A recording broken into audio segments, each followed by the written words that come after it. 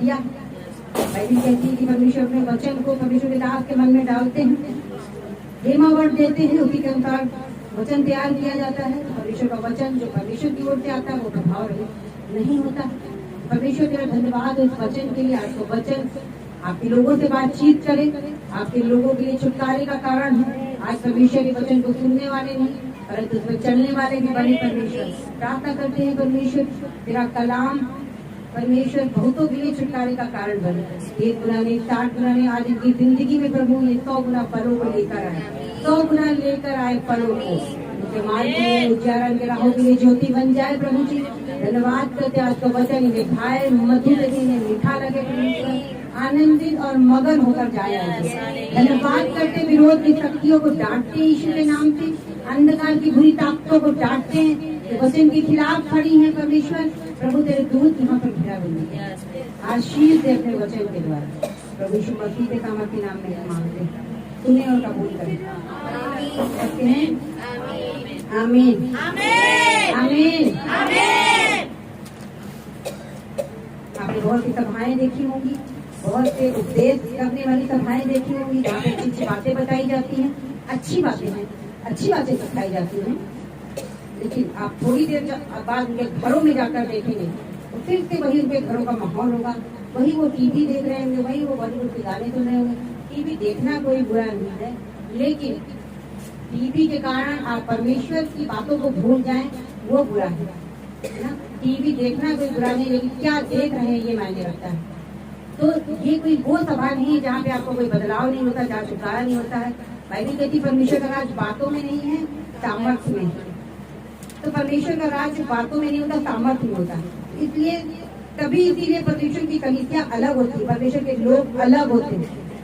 अब जिस कलीसिया में बैठे हैं, जिस प्रभु की हुजूरी में बैठे हैं, बाइबल कहती है कि योना नबी पुस्तक में अगर एक 4 नहीं आप खोलिए अपने आप सुनिए, अभी मेन पॉइंट पे नहीं है। मैं आपको बताना चाहती हूँ कि आप कौन से परमेश्वर के भवन में बैठे हैं। जब योना की पुस्तक में जब पढ़ते तो योना को जब भेजा गया था कि नीनिवे जाओ, जितने लोगों ने पढ़ा होगा योना की पुस्तक, उसमें आपको पता होगा कि परमेश्वर ने कहा था कि नीनिवे देश जाओ और वहाँ पे उन लोगों को बताओ कि तुम्हारे काम बुरे हैं, यदि तुम मन नहीं फिराओगे तो क्या होगा, ये देश उलट दिया जाएगा, यानी कि खत्म कर दिया जाएगा, तुम्हारी आशीषें खत्म कर दी जाएगी। तो बाइबल कहती है कि योना नहीं माना, योना उल्टे पांव तर्शीश को भागा।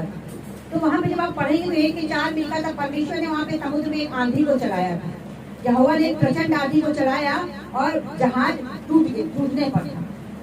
जब योना ने परमेश्वर की बात नहीं मानी तो जहाज पे जब पुरवाई चलाई, हवा तेज चलाई, समुद्र में उफान मारने लगा वो।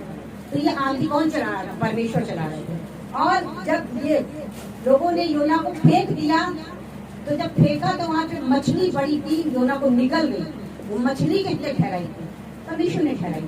अब जब समय आया तो मछली को परमेश्वर ने आज्ञा दी कि उगल दे इसे, तो वो स्थल पे जाके उगल दी। किसकी आज्ञा मान गई? परमेश्वर। जब योना नबी निराश हुआ कि तुमने तो नगर को नाश नहीं किया, तो दयालु है बहुत, तो परमेश्वर ने उसे सबक सिखाने के लिए एक पेड़ को रातों रात उगा दिया। उगाया था कि नहीं उगाया? किसकी आज्ञा से उगा? परमेश्वर की आज्ञा से। फिर बाइबल कहती है कि वहाँ पे परमेश्वर ने उसको सबक सिखाने के लिए एक कीड़े को भेज दिया। उस कीड़े ने काटा, वो पेड़ रातों रात सूख गया। किसने कीड़े को भेजा था? परमेश्वर ने। तो कहने का मतलब है पेड़, मच्छी, मगरमच्छ या मछली, समुद्र, हवाएं, ये सब परमेश्वर की आज्ञा को मानते हैं। मैं आपको बताना ये चाह रही थी कि ये सारी चीजें परमेश्वर की आज्ञा को मानती हैं। आप ऐसे परमेश्वर के भवन में बैठे हैं, आप ऐसे परमेश्वर के भवन में बैठे हैं जिसके हाथों में आपका परिवार, आपका बिजनेस, आपका गली, आपका मोहल्ला, आपका समाज, आपकी रसोई, आपके ऑफिस का बॉस, आपका वो पड़ोसी जो आपको तंग करता है, आपके वो बच्चे जो आपकी नहीं सुनते, आपका वो पति जो विरोध करता है, सब उसके हाथों में है। तो यिर्मयाह की पुस्तक 14 अध्याय उसका 1 निकाल लीजिए आप। बाइबल कहती है कि परमेश्वर ने यिर्मयाह से बात करी और बाइबल कहती है उस समय अकाल का समय था। आपके घरों में कभी कभी अकाल आ जाता है, कोई हरियाली नहीं है, लोगों के घर में तो दावतें चल रही हैं, लोगों के घर में तो अच्छे अच्छे फंक्शन हो रहे हैं। हमारे घरों में क्या हो गया? हमारे घरों में ऐसा क्या हो गया है कि कोई भी आनंद की बात नहीं है। यदि हम आनंद की बात करना भी चाहें, तो टॉफी भी खाना चाहें, तो हमें कर्जा लेना पड़ता है। सारे खुशी हमारे कर्जे से हो रहे हैं। लिखा है यहूदा विलाप करता है, फाटकों में लोग शोक का पहनावा पहने हैं, भूमि पर लोग उदास बैठे हैं, यरूशलेम की चिल्लाहट आकाश तक पहुंच गई। आपकी यरूशलेम क्या है? आपका घर है। आपके घर की चिल्लाहट, आपके लोग बीमार पड़े हैं, एक बीमारी जा रही, दूसरी आ रही, दूसरी जा रही, तीसरी जा रही, एक समस्या खत्म नहीं होती, दूसरी मुंह खाए। बाइबल कहती है उनके बड़े लोग छोटे लोगों को पानी लेने के लिए भेजते हैं। एक घर के लोगों की जिम्मेदारी बड़ों के ऊपर होती है, लेकिन जब घर में मुसीबत है, बड़े लोग ही आजाद हो गए हैं, बड़े लोग भी निर्बल हो गए हैं, बड़े लोगों के पास कोई उपाय नहीं है कि वो क्या करें। छोटों से वो आज उपाय मांग रहे हैं, छोटों को काम के लिए भेज रहे हैं। बाइबल कहती है क्योंकि देश में पानी न बरसने से भूमि में दरार पड़ गई है। परमेश्वर की दया, परमेश्वर की अनुग्रह ना होने से पूरा घर में दरार पड़ गई। कोई आपकी भूमि फलवंत नहीं, घर में कोई हंसी खुशी का माहौल नहीं, एकदम से लगता जैसे घर में आके उल्लू बसेरा कर रहे हैं। चमगादड़ों ने हमारे घरों में निवास कर लिया है ना। कभी ऐसी परिस्थिति यदि आपकी थी और आपको याद आ रही है, तो बाइबल कहती है कि हे यहोवा, साथ कहता है यिर्मयाह का साथ, 14 का साथ यिर्मयाह कहता है हे यहोवा, हमारे अधर्म के काम हमारे विरुद्ध साक्षी दे। जो हमने बुरे काम किए हैं वो गवाही दे रहे हैं कि तुमने इस काम को, बुरा काम को किया था। हम तेरा संग छोड़कर बहुत दूर भटक गए, हमने तेरे विरुद्ध पाप किया, तो भी तू अपने नाम के निमित्त कुछ कर। बेटा परमेश्वर, हाँ हमने पाप किया, अंगीकार छुटकारे को लेकर आता है ना। बाइबल कहती है यदि मन में तो विश्वास करे, मुंह से अंगीकार करे। रोमियो में लिखा है 9 अध्याय में 10 कि अगर हम मुंह से अपने पापों को मान लेते हैं तो परमेश्वर क्या करता है, हमें उन सारे पापों से निकालता और आजाद करता है। हालेलुया। बेटा हमारे पाप, हमारे अधर्म के काम हमारे विरुद्ध साक्षी दे रहे हैं। हम तेरा संग छोड़कर बहुत दूर भटक गए, हमने तेरे विरुद्ध पाप किया, तो भी तू अपने नाम के निमित्त कुछ कर।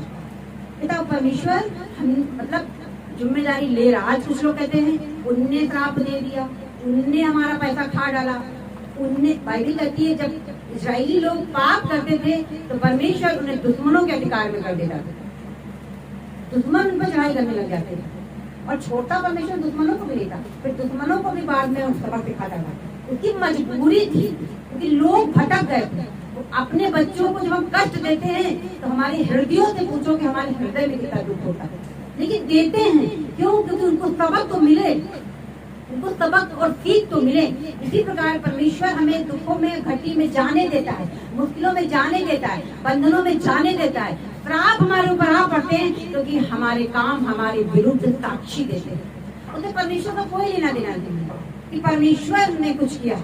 हमारे काम जो हमारे पुरखाओं ने किए, हमारे काम जो हमने परमेश्वर के विरुद्ध किए, हमारे काम जो हमने परमेश्वर की अनआज्ञाकारिता को किया है, हमारे पाप, हमारे व्यभिचार, हमारी अनआज्ञाकारिता हमारे विरुद्ध आज साक्षी देती। वो हमारे घर सुनसान पड़े, वो हमारे घर बंजर पड़ गए हैं, सारा काम, सारा बिजनेस कर्जे में चला गया है, बदुआई में चले गए हैं, तो मन नहीं फिराते हैं।